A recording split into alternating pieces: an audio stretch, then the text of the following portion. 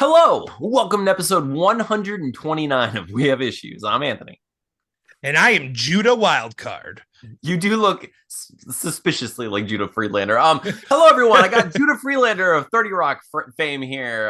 That is a perfect, uncanny Judah Friedlander impression, and it takes no words. Like it's for those of you. I can't sound like him, so I'm just gonna keep looking like him. For the audio only fans of We Have Issues, like Steven just deep faked himself into Judah Friedlander, the writer actor, and like he made it happen. Like like that. Like oh, okay. So hang on. Let me get into a piece this. of gum. No, actually, wait. Let's talk about this for a second because I was on TikTok recently, and someone posted a video, and they were like, "This is Bill. Look at this, Bill Hader. He's a shapeshifter. He can change his face to look like Tom Cruise." And it was sincere. Now, the comments are like disgusting, terrible, conspiratorial, like Illuminati, the New World Order is taking over, the lizard people are here. It is a video that is a clear, obvious deepfake. Like it is 100%. You know, we were worried that deepfake was going to trick people, and they got tricked by the most obvious example of it not being real. But the thing, like the funniest thing about it is they get like people can get tricked and like upset about a video that is on its surface saying, hey, look at this deep fake we made of Bill Hader transforming into these people. We did this because it's a cool technology. Look what we can do with it. And people are like, he's a freaking lizard person. Like, what are you talking about? Knew it. Steven, we're already there. We're already come on, let's be real. If Bill Hader, and don't get me wrong, Bill Hader is incredible and he's awesome and he's amazing. But if Bill Hader was one of the lizard people, don't you think he'd be a little higher up on the hierarchy of Hollywood totem pole? Absolutely. Like he's just going to be content with being an awesome, amazing, incredible actor who's in awesome programming, but he's going to stop there. He's as a lizard person, like that's his role. He's a rank C. Unless everyone but us are lizard people, and that's the thing. It's like because if they're everywhere, if they do like get their like lizardy like tendrils on everything. Lizards don't have tendrils. That's not how bodies work. But like if they get their the lizard claws, people do though. Yeah, that's right. If they get their lizard claws in like the heart of society, on the pulse of society, and are everywhere, there are bound to be there's going to be a whole class of lizard people. We're basically going to recreate this society as we this, and then it's just like the two of us just like, oh, there's no way that like Bill Hader would be there, and he's just like, I can't wait to get up the hot freaking tire. I want to eat more raw meat or whatever. Like, I don't know what lizard. I only get chicken thighs at the moment. Don't get me wrong, it's my favorite cut of the chicken. However, it's just like, come on, guys. Like I know we're gonna get there. I know my son is doomed as far as like the internet is concerned because like, okay, we're nothing is gonna be real by the time we're getting to that. We're getting to the point where people are like, hey, Project Bluebeam is coming. You see what happened with the balloon? They're testing us because they're gonna fake an alien invasion. Can you imagine being an alien and coming down to Earth and being like, let's bring them all of the technology and the healing and everything, like all of this stuff that we've cultivated over a millennia of evolving where we've lived, and the intergalactic space travel and all of this. Like we can bend space time and show you that time is irrelevant. It goes in every direction forever, and every moment is now, and like all this stuff, but we shoot them down, or just simply plug our ears and put on a tinfoil hat because we don't believe that they're real. Like we see them, we smell them, we can feel them, but we're like, nah, that's the government. Like that's nice try, boys, but you're gonna have to try harder than that. Okay, I want that Project Pink Beam convincing me and my family. I just it's amazing. It's amazing that like we're getting to the point with technology. It's actually impressive that it's so good that we no longer trust our own eyes. Like it's just like people. It used to be like you can't trust everything you read. Right. You can't trust everything you hear. Believe half of what you see, but now you can't believe any of what you see because like nothing is real. It doesn't matter. Steven, I have a confession to make. I've been Bill Hader since day one. Tattoo on my You just laugh and you I turned into a Bill Hader tattoo. So anyway, Steven and I, every week we get together, we do our best. But every week we do our best to overcome our various issues and obstacles. We take all of our issues, and you know what we do, Steven? We paint a beautiful tunnel on the side of a rock. And in that painting, in the distance, is a picture of us smiling and successful, and our issues just run just face first, hoping just full steam ahead, wanting to destroy everything that we are, and just like blah, just right into the rock, Steven. We Wile E. Coyote our issues. That's what we do. It's what we do every week. We do our best. We destroy our issues, and we get something done. Most recently, we've been working on a supernatural action horror comedy called Deathless. And Steven, first of all, it's been a rough couple of weeks for me with health issues and such. I will say I really wanted to get the Kickstarter pre-launch this week, and I haven't done that yet. I'm like, crap, I have to do this. We only have a few days. Like, no, what am I doing? But at the same time, I'm like, we've never really pre-launched more than a few days. Maybe we should try. Yeah, well, no. Maybe next time we'll try it. This time I'm gonna do it like the next couple days. I'll do the pre-launch and see if anyone's interested. I just want to say really quick, like, I know some people benefit like hugely from that because it kind of spreads it out. People get an idea of the project. I also think that it kind of stresses people out and makes you think that more people are interested in a project than might be interested in a project, because some people will just hit that pre-launch button and never think about the project again.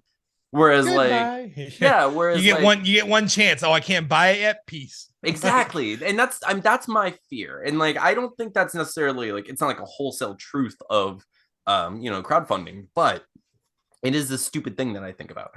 So like, I kind of like not extending that because I don't want people to forget about it. I want to launch it and be like, hey, go, here's the link. And people go, oh, okay, I can click on this and I love you. And I'm like, that's what I need. And I can just buy your book right now. Yeah. But anyway, so we've been working on this book. We're about to launch issue 2 on Kickstarter. Steven, how'd you do this week? What do you want to do? I want to get to the point where I'm getting 2 pages done a week. So I think I keep setting myself up for failure by aiming for 2, but I'm just not, like I said before, I'm just never going to stop making that my goal because I want it to be my goal. That's to drive me. Yeah. But I got 1 whole page done. And I don't know how much we're going to show of it, but it's pretty amazing. I'm going to show all. It looks pretty great. Top to bottom. Just all the skin. It's all go. It is one of my favorite pages that you worked on, dude. And like usually I'm a big even though I hate backgrounds, I try to do as many as possible because gradients can get kind of like, I don't know, character art can get kind of lost in the gradients, like sometimes, like in the opposite way. But I felt like since it's such a high action sequence, like it needed that like simplicity to kind of showcase all the movement. So I'm meaning to talk to you about that though, about that gradient that you threw in there, Steven. It's unacceptable. I need you to go back. Time to draw some backgrounds. We need buildings. I know it's indoors, but we need buildings and we need fingers. We need feet. We need like 3. We just need random 3-point city perspectives behind them. Like I need to, Steven, you know what would really tie this page together? Cars. You just draw cars. And I want like the like a Ferrari. I need like I want the hubcaps super detailed. But yeah, so like I want, and I actually have an idea. I was gonna run this by you. So obviously, Brian's energy. I'm the idea guy. You're the guy with the drongs. I have one job here, and you're gonna steal it from me. Of course. So I thought tonally it'd be cool, even though they're kind of conflicting colors. Tonally. Because Brian's energy is kind of green and Deathless's energy is kind of red. Right. I thought like at the beginning of the page, the night, like the gradients can be more green, and then you can slowly see the red like kind of overtake the gradient until the pop shot goes off, and then just I don't know. I thought that'd be pretty cool tone, but we'll see how it looks because red and green could look very Christmassy is the problem. That's true. But so Steven, what I was thinking is, what if we started the gradient with like, okay, well, you know how like Deathless is mostly red and Brian's like has a green energy. Well, I feel like if the gradients could somehow totally show that, like maybe there's like an evolution that happened. What the shit? I just said that. Frank and Dennis. You just Dennis Reynolds. No, I would never, Steven. I love you. That's why I leave this all in. It is a bit. It is a bit, people. It's a It is joke. a bit, everybody. No, yeah, he would never do that. So anyway, I'm cutting all that shit out. That was my idea.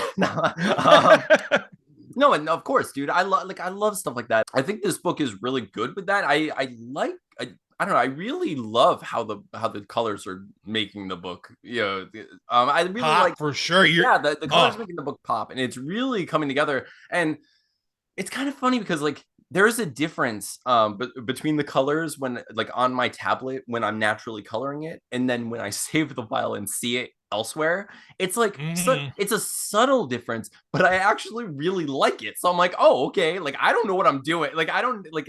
There's just like I think it has something to do with like the battery level and the amount of like brightness on my the screen. brightness, Like yeah, which the brightness would make it so it's like less saturate, or you know what I'm saying? yeah. Because like I always like to desaturate my Yes. images because I always feel like colors are too bright. So that's probably what it's naturally doing, is desaturating it like a pinch, which makes it look better. Yeah, dude, it looks and I love it. Every time I save a picture, like a page, I'm just like, this looks so good. I love this. But No, it definitely has like the whole dungeon feel, like that page you recently flouted. That looks so good. oh, I'll show that here. So I did this. So I was successful this week. I colored everything I wanted to color. I didn't finish the page 4, but I'm heavily into it, which is really what I wanted. So I'm gonna work hard on that page this week. Although, dude, I have so much going on this week, it's gonna get crazy. So Steven, let me give a quick update about this contest really quick, just because it's been on my mind. Absolutely, do it. I'm chewing some beef jerky anyway, so you can talk for a little bit. So okay, everyone stare at Steven while I talk. Like I'm gonna eat some beef jerky, everybody. He's gonna do an interpretive beef jerky dance as I'm talking to represent as Judah Friedlander. As Judah Friedlander. so okay. Recently I was informed about this Kevin Smith screenwriting competition, and I was like, I only have a few days to do it, and I spent whatever time I could find in the few days, and I wrote this script, and I was just like, I'm really proud of it. I'm excited about, for this thing. I can't wait to see how this goes. Obviously it needs some work, but like, I'm going to submit it to this contest and see what happens anyway. It's a Kevin Smith screenwriting contest for $40,000. And I was just like, I don't think I'll win, but why would I not try? So I submitted it. Steven, that was a freaking roller coaster. Like it was insane. I got up to like 5th place and 6th place. I was going back and forth, and then I kept jumping between like 8th place and 6th place just for a month. Like just when the people would send their haters, basically.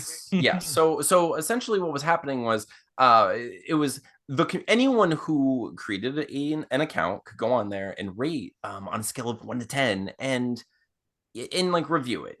So unfortunately, and it wasn't just me, I've learned since, which is that's something I wanted to say, is so I went on the Decentralized Pictures Discord, and I saw that several people had the same issue that I had, where there were people going in there and just basically review bombing and just sabotaging and giving the lowest possible score.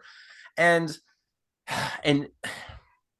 at first, like when the first couple of like lower scores came in, I was just like starting to get discouraged. But overall, I was just like, you know what? Like this is overwhelmingly positive. More people are really enjoying this, and really, I'm proud that I finished it. More than anything else. But dude, like the last day of the contest, I was in 6th place, right? And someone came in the last day of voting and review bombed it and got it down, right? And it went down to, what was it, 11th place. Oh right? My gosh. So yeah, and that's how important it is to show up for people, just so you know. So just like if you're out there and you have a friend who's part of some contest that you think is stupid, just go help, go participate, because like one person can make all the difference, right? Like good and bad. So like if you're not making a positive difference, there's some jerk out there who will make a negative difference for their terrible friend.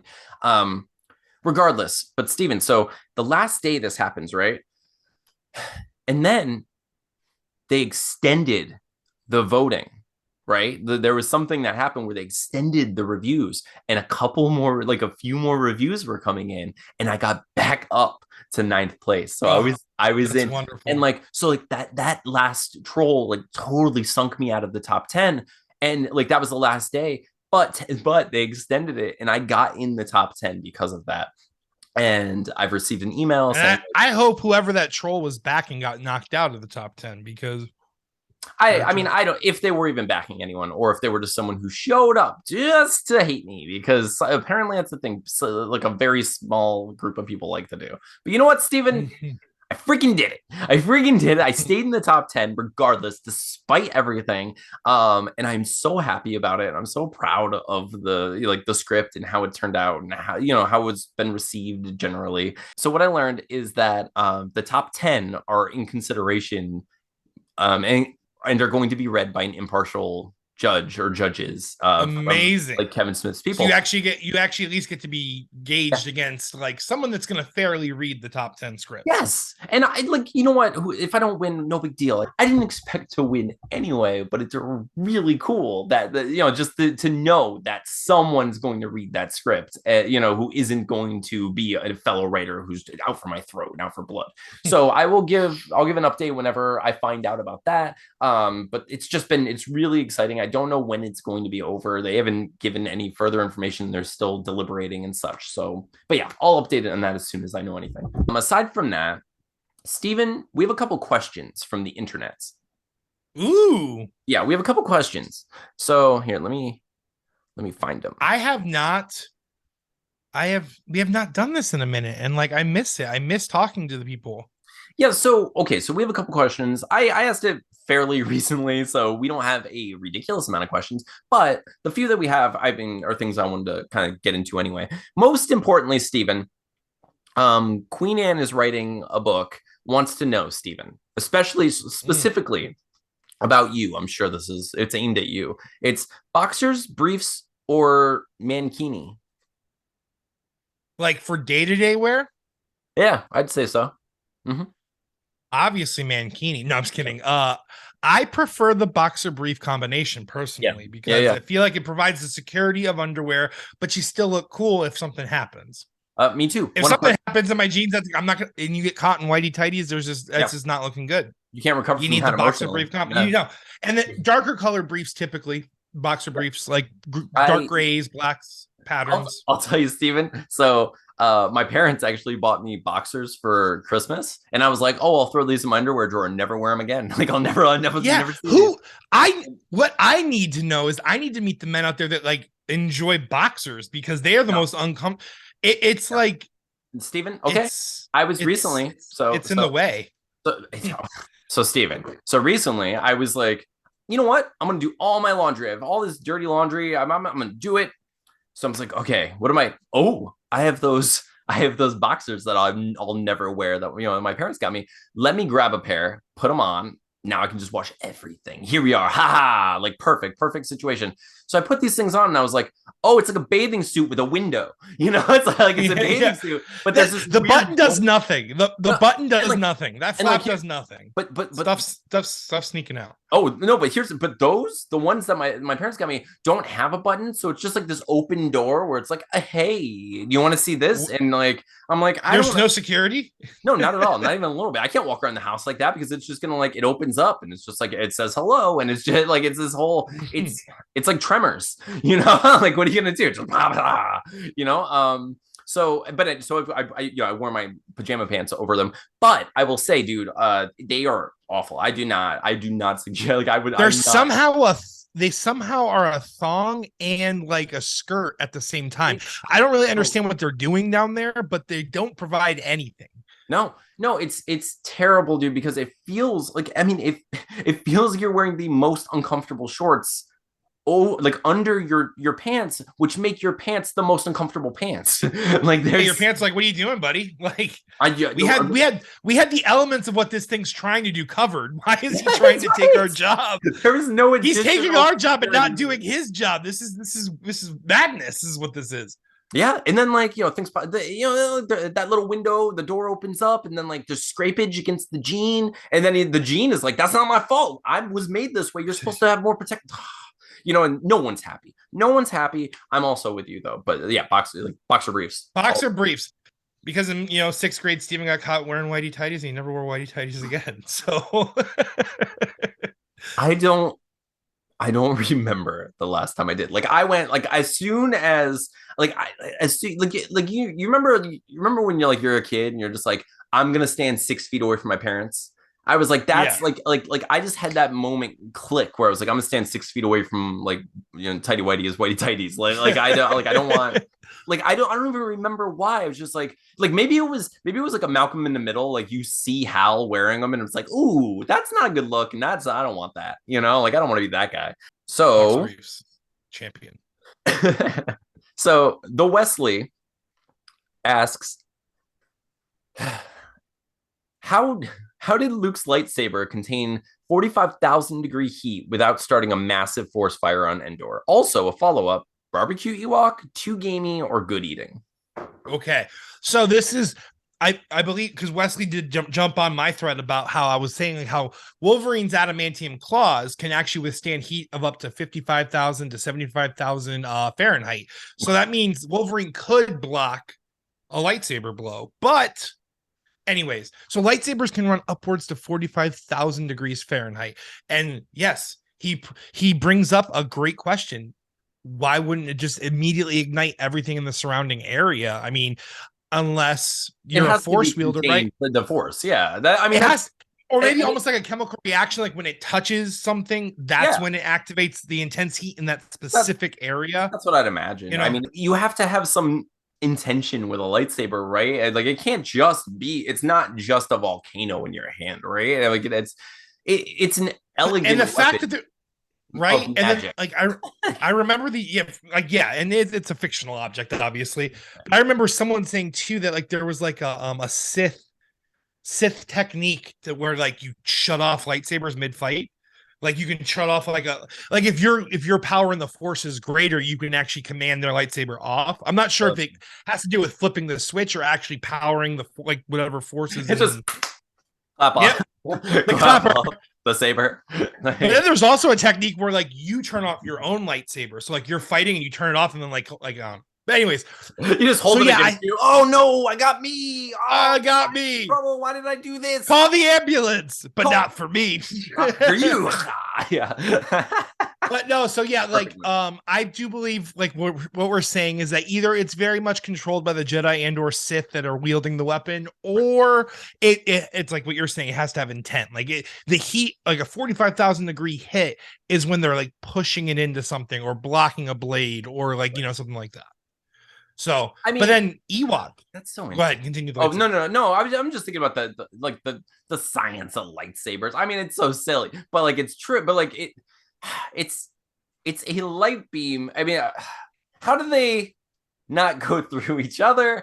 How do they, like why does it act like a sword where it's my heat? Really, they're just fighting each other in their head. So they're basically playing imagination too when they swing their lightsabers. I mean, all comic book movies and Star Wars esque movies, like all fantasy, is basically just one of us in the bathtub going. Here we go.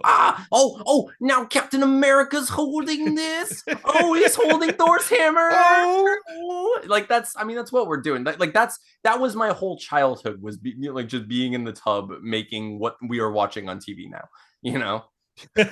Just like playing game. My thread, I was talking about how Wolverine could block it, and then Abby was bringing it up, like how yes, Wolverine could block it, but what's the conductivity of heat with adamantium? Because would his whole skeleton though, like heat? Think about how heat transfers through metal. If he's blocking and 45,000 degrees is going through that whole skeleton, his entire he body would probably. He would shut down. His blood would boil. Like one block, and if he's holding that block for more than 5 seconds, it's over. I'm sure that in the huge, ridiculous history of Wolverine comics that exist out there, that there's some precedent that explains to what extent Wolverine maintains consciousness. Like where is the trigger there? Is it like can he lose? How Deadpool like is he? Like can he have no skin and still be moving? Can he be like a rare very Harryhausen, skeleton and be like, ah, ha, ha, I got one left, and just like fight as an adamantium skeleton. I don't think so. Like he seems like he needs his brain or something. Like what is the thing? But I guess like the heat would definitely boil his brain. It all depends on how fast it transfers, right? Yeah, like, I mean, if it's like a pan, like I imagine like when I heat up a cast iron skillet on the stove and I touch that handle is hot when it's on high, medium high, right? So man, 45,000 degrees, that's going to transfer through that whole skeleton and that's going to like boil his blood immediately. Oh yeah. Yeah, he's doing what about the Ewoks? So Ewok, I imagine, because I've never had anything humanoid flavored, I imagine there would be game like a I'm not supposed to eat this gamey flavor to Ewoks, right? That's what I mean. Here's the thing. If there was an Ewok farm where they've domesticated Ewoks and have basically raised them to taste a certain way, then I think Ewok meat would probably be pretty delicious because they look like they're a mammal. They look like they have like a good fat to lean ratio going on. I bet their tenderloin is very delicious. However, anything outside of what's farm raised is going to taste super gamey. And those Ewoks have been eating every berry, every twig they can find in that forest. And the levels of bacteria and parasites that are probably in their bloodstreams, I mean, that meat is gonna, it's probably like a wild boar where you have to bleed them immediately, otherwise that meat is just gonna not taste very good at all. So farm raised Ewok I think would taste good. Sous vide it, maybe prepare with a little cracked pepper. I imagine Iron Chef Bobby Flay would prepare it with a imagine, like, you ever watch the Iron Chef where they make ice cream out of everything? They're like, oh, we need a salmon ice cream. Like, why are you doing that? Like, I would never eat salmon ice cream. I mean, I would try it. I would take like the smallest, like, oh god, okay, this is not as bad as I thought. I love this now. I hate myself. But like the thing is, like, ice cream flavors are like that though, where it's like one flavor from the thing, right? Like ice cream flavors don't like capture the essence of the thing. It's like, hey, this part of blueberries, this is kind of what this blueberry ice cream kind of tastes like. So damn well salmon ice cream is just going to taste like the fishy smell of salmon. It's not going to taste like the awesome fatty. So weird with food, dude. I don't understand. Like, how do we settle, Steven? How did someone go, okay, I'm making candy. Okay, what's this one? Banana. No. Okay, but keep trying. Let's try something else. What's this one? Oh, it tastes like every medicine. Let's just call that cherry, or we'll call it cherry. What's this one? Oh, I'm calling that grape. It doesn't taste like any grape. Not even a single grape you've ever tried. Not a single grape. Like how many not grape a raisin, varieties are there? Not a millions. There are millions of grape varieties. Have you found one that tastes even remotely like that Pez that you're holding in your hand right now? I have not. I'm really bad at this. We were gonna call it purple. However, people don't really like that. Although, Blue Blast over there, Gatorade is doing great. So we've considered rebranding as purple, but it's so bad. It's like grape is horrible. And raspberry, I get it. Cherry already owns red, right? Red 5. Yeah. Like that's why, cherry is red. Why like raspberry blue though? Like I get it, but then they still get.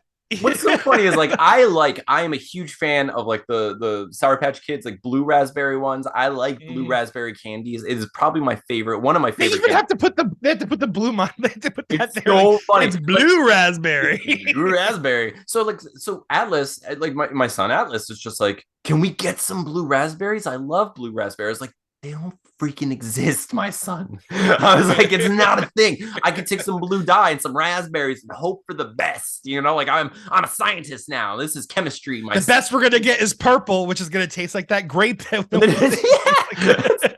What is this grape candy? Well, it's purple raspberry. Everybody knows that. You never eat it. Never put it near your face. Like, it was the worst. Get that purple raspberry out of my face. That was the best Nacho Libre moment, right? Oh, it was. Get that cone out of my face. Get the cone out of my face. Okay, so the last question we have is from Tanya, who has been super supportive and awesome. And we have so many friends like that, Steven. Just like, I'm so thankful to have all these. There's so many amazing people. So many cool people who show up week after week. And thank you. If you're watching right now, thank you. Thank you for showing up and being here for us.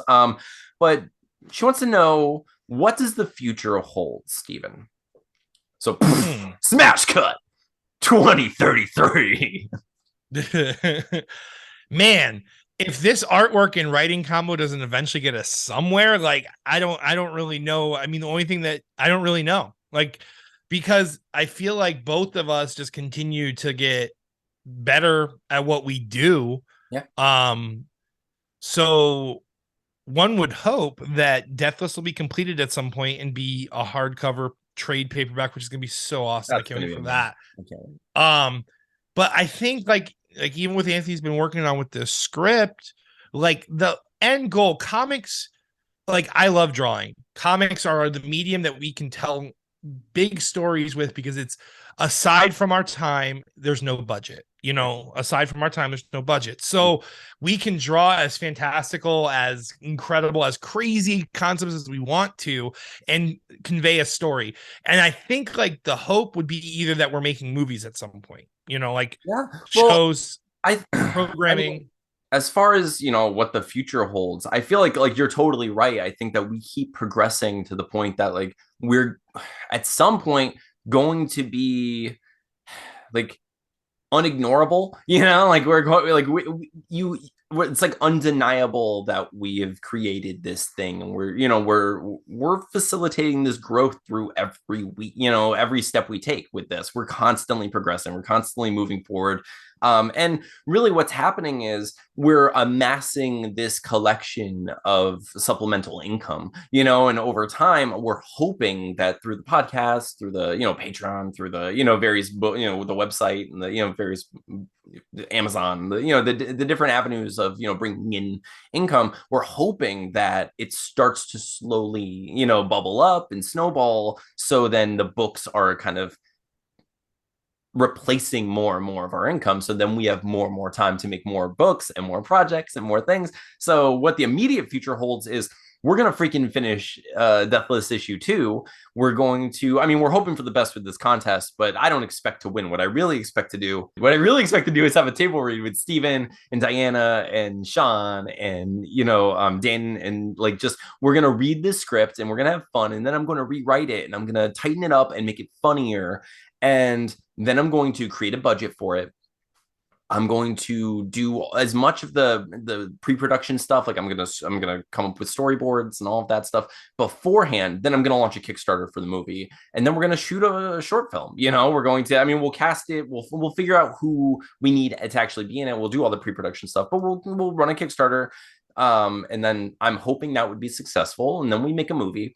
We would shop it around to different like conventions and different like film festivals and that kind of thing. And meanwhile, I'd write issue 3 of Deathless and we keep moving forward, and and then while I'm coloring and flatting and flatting and lettering and all of that stuff. So it's just like it's a constant progression. We're moving forward, like it's like all roads lead to the same place, where everything we're doing is in some manner, leading us up that staircase, and Steve and I are going together no matter what. That's I mean, that's as far as I'm concerned. Like I'm trying my best to do everything I can to get eyes on us and get people, interested in what we're doing.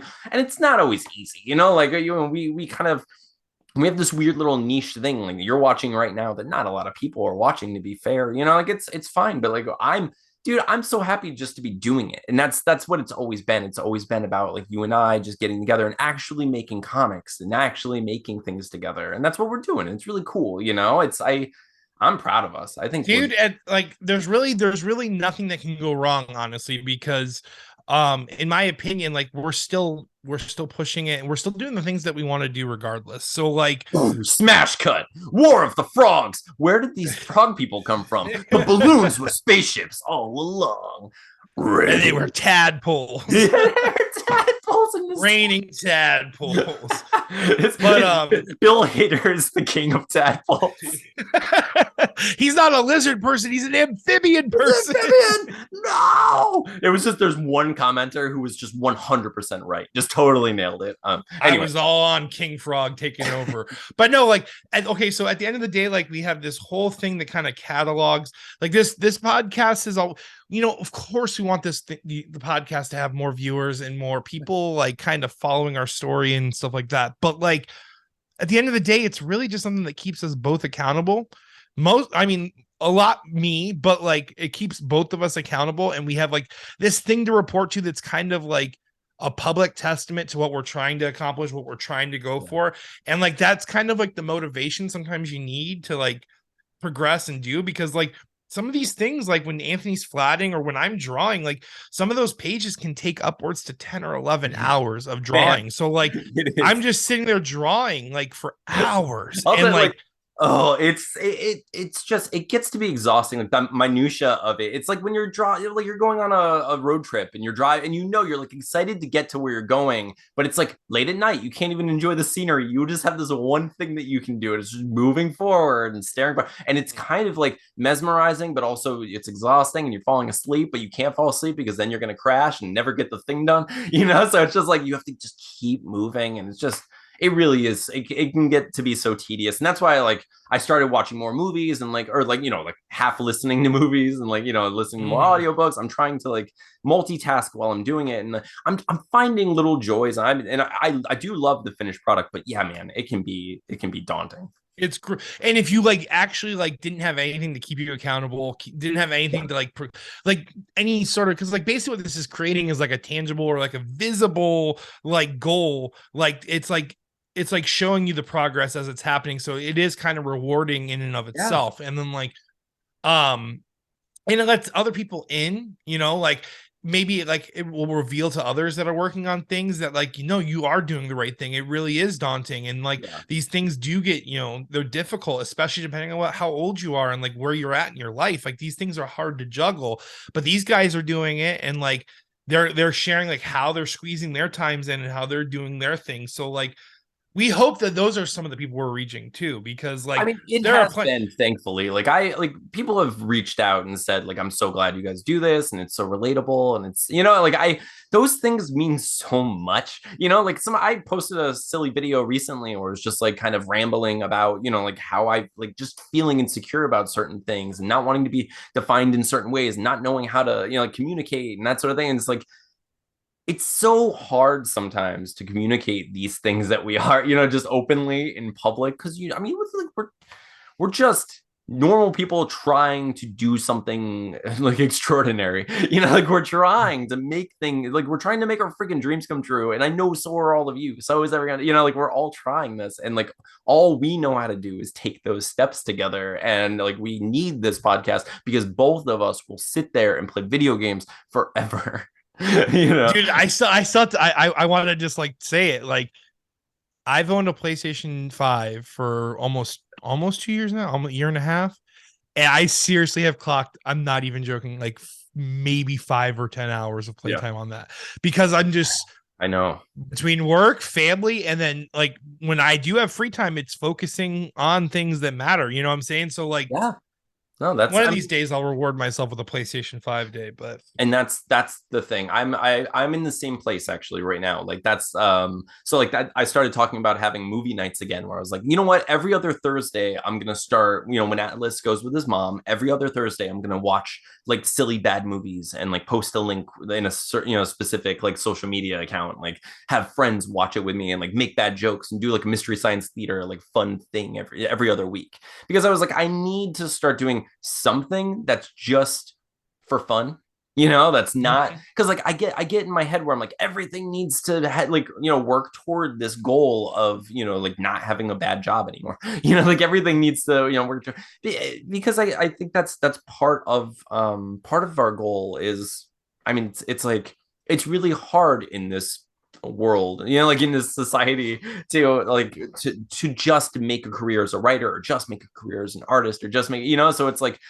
we're trying our best, like we use this format as a stepping stone, or like as our soapbox to get our voices out there so people can learn about our books. It becomes like an advertisement for us in general and not just our books. So if you're not interested in Play It Again, like if you don't want to read about a super like a semi-autobiographical time travel graphic novel musical, you still want to like maybe you still want to learn about these two goobers who have kids and are trying their best and work, go to work and do their day jobs and deal with their life issues, and like maybe that's meaningful enough to you to want to support us. It's like, so we're trying to put ourselves out there so maybe other people who relate to us can can, I don't know, learn from our mistakes, learn from our little, like our small victories that we have, and just celebrate with us, feel connected in some way because we're all going through this ridiculousness together. But it's just like we're trying to sell ourselves as much as we are the book because everything is kind of interconnected. So it's just it gets to be weird. It's like a funny thing that we're doing because a lot of the time we have this podcast and we don't necessarily always talk about the comic book. And some people don't love that. And some people love the hell out of that. So I'm just like, so I don't know. All we can do is just keep, doing what we're doing, right? Just keep swimming, right? Yeah. So, all right, dude, speaking of that, so what's next? So I actually thought I was on page 4, but that was page 5 I did. So moving right along to page 6, there's going to be a pretty awesome sequence in the next few pages that's going to happen. So I get to draw a bunch of fun, cool little things. But yeah, so page 6 for sure. And I'm aiming for page 7 as well. That's my goal every week is 2 pages. So yeah, that's what I'm set. That's what I'm staging. I'm going to completely finish page 4 and start page 5. I don't expect to get it finished because we're also changing up our recording schedule. We have to do a Don't Make It Weird. Oh yeah, there's no way I'm getting 2 pages done before Friday. Yeah. So yeah. But thank you all for listening. Thank you for watching. If you're only listening on one of the various podcasting apps, thank you. If you have a chance, please head over to youtube.com/We Have Issues podcast and hit the subscribe button. It really does mean a lot to us. Sometimes I add like silly stuff, and we have like we do show pictures from our comic books and stuff. So it's worth it to watch sometimes. But I totally understand if you're only out there listening. In any case, if you want to buy any of our books that are available, Play It Again, our first book, or Deathless, where we actually have to order more of our Oscar. Yeah, let me know too. So go to wehaveissuespodcast.com and you can order any of that stuff, including stickers. Steven, we have to get more merch. We have to get some shirts and stuff up there. Like, we do have places where you can buy shirts, but I want them to be like coming from us and like really special. And yeah, we need to get a Cricut machine or something. Yeah, I think I'm gonna do that. It would make sense. And it's just like we're at the point where we might as well be producing our own cool, our own merch and stuff. But you can find us on Twitter. All of our links are below. But thank you for joining us. Thank you for being part of this weird, silly thing that we're doing. Let us know how we can support you. Let us know if you have any books coming out, or any if you have any questions for us, or if you have any advice, if you have any ideas for our upcoming Kickstarter, let us know. But thank you so much. I'm Anthony, and I am Stevie Wildcard. And this is, what happened to Judah Friedlander though? Like, I miss him already. No, I'm not gonna take my hat off because my hair is not brushed. I was gonna he's gone, but I'm like, no, he's here. He's here. I don't know, Liz. I don't know. I can't do his voice at all, but I can. I'm pretty sure you're nailing it. But this has been We Have Issues. Jerky. Au revoir.